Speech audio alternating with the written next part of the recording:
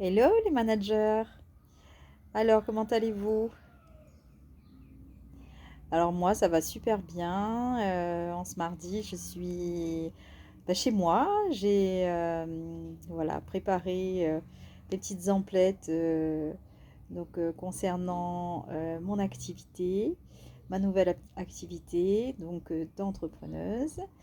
Je voulais vous faire ces petites vidéos aujourd'hui pour poursuivre mes échanges avec vous sur le métier de manager, votre vraie réalité et aussi partager avec vous la réalité que vous aimeriez avoir demain. Oser, comme le nom de ma page, oser vivre votre vie idéale.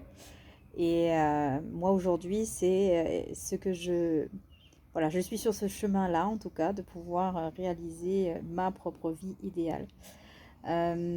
Donc, en partant de ça, donc de cette vie idéale, aujourd'hui, est-ce que vous avez cette impression justement de vivre la vie idéale que vous souhaitez dans cette activité professionnelle que vous avez, donc manager, encadrant, à la disposition des autres?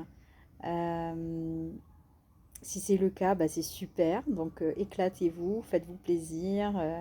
Voilà, moi, à mon niveau, j'ai énormément kiffé, c'est vrai.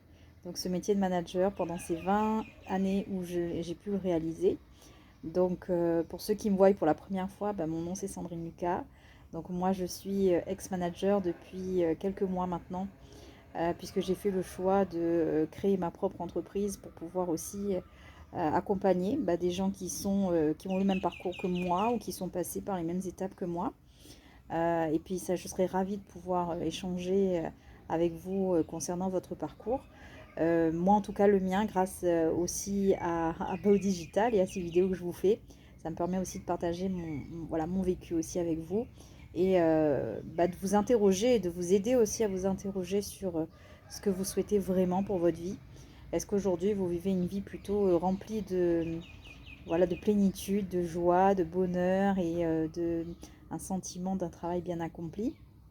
Ou est-ce qu'aujourd'hui, je m'adresserai à toi qui m'écoute, est-ce qu'aujourd'hui tu ressens plutôt une lassitude dans le métier que tu fais, une certaine incompréhension aussi de l'humain, hein, de ce qui se passe autour de soi, des collaborateurs qu'on peut avoir, des hiérarchies qu'on peut avoir, ce décalage aussi qu'il peut y avoir aussi entre les missions qu'on a réalisées, le temps pour lesquels on dédie ces missions-là, et aussi ce rythme effréné qu'on peut ressentir par rapport à l'atteinte des objectifs, l'atteinte de la performance et de la rentabilité. J'aimerais vraiment te poser cette question. Toi, tu te situes où? Est-ce que tu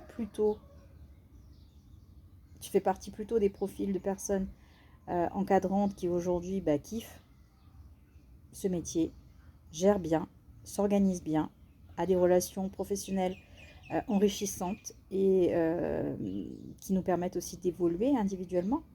Ou est-ce qu'au contraire, tu es plutôt dans une, un état d'esprit un petit peu pessimiste par rapport à ton avenir et, euh, et puis des relations aussi qui peuvent être, comme je le dis souvent, compliquées. Pour ma part, c'est vraiment ça qui a été le déclencheur en fait de mon mal-être. C'est que on part d'une bonne intention, on réalise un métier avec plaisir et on a une conscience professionnelle qui fait que on veut aussi faire grandir les autres, on souhaite aussi se faire grandir soi-même. Mais à côté de ça, on doit composer aussi avec des gens.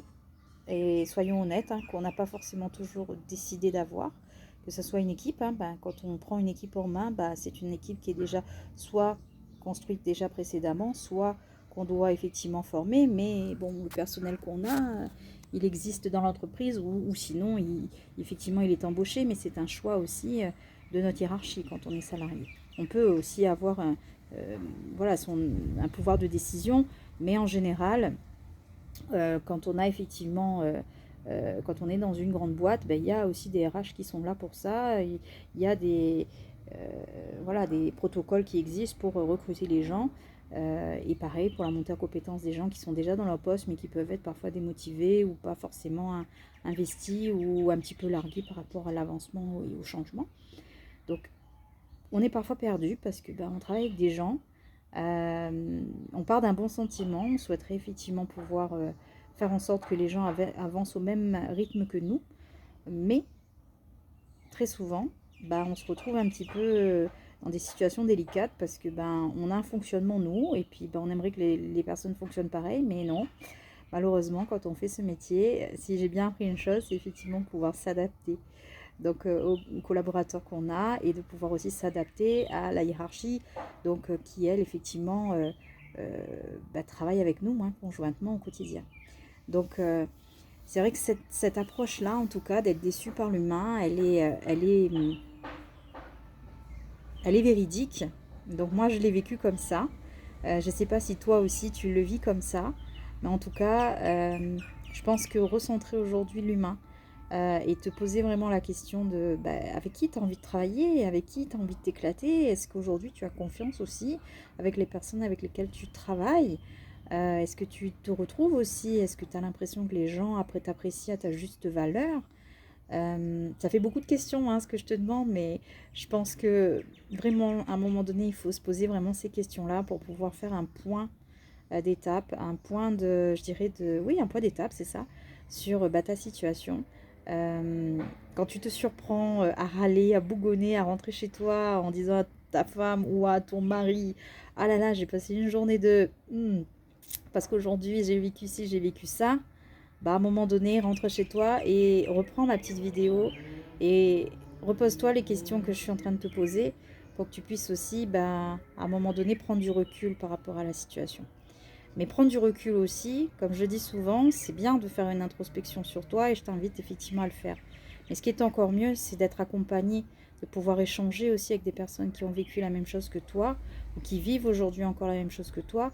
Et moi, je suis passée par là. Cette incompréhension de la relation humaine aujourd'hui, elle m'a rendue effectivement très souvent révoltée parce que voilà, on se remet en question perpétuellement et on se demande effectivement, mince alors, qu'est-ce qui pêche, qu'est-ce qui fait que... Et parfois, il peut y avoir une multitude de critères, en tout cas, ou d'indicateurs qui font que la relation qu'on a à l'autre, elle peut être soit discontinue ou elle peut être compliquée. Parce que soi-même, on a ses propres humeurs aussi. Et puis, à un moment donné aussi, quand ça fait l'effet, comme on dit, la goutte qui a fait déborder le vase, là, ça devient plus compliqué à gérer. Et c'est vrai que dans un milieu professionnel, on a aussi une posture à avoir, ce qui est important. Mais à côté de ça, on est aussi humain. Donc à un moment, comment arriver à extérioriser ça d'une autre manière? Comment arriver à parler à la personne qu'on a en face de soi avec le plus d'objectivité possible? C'est vraiment important de se poser cette question-là. Voilà, en tout cas, ne reste pas seul, ne reste pas dans ton coin. Sache que tu as d'autres personnes qui vivent la même chose que toi ou qui ont vécu. Ça a été mon cas. Donc si tu souhaites partager en tout cas ton expérience, n'hésite pas, en dessous, tu me mets ton commentaire pour pouvoir aussi partager avec moi comment toi tu vis ces relations humaines aujourd'hui professionnelles. Euh, Est-ce que tu kiffes? Est-ce que ça se passe bien? Est-ce que ça se passe moins bien? Est-ce que ça va plus? Voilà, à toi la réponse. Allez, je te souhaite une bonne journée. Bye.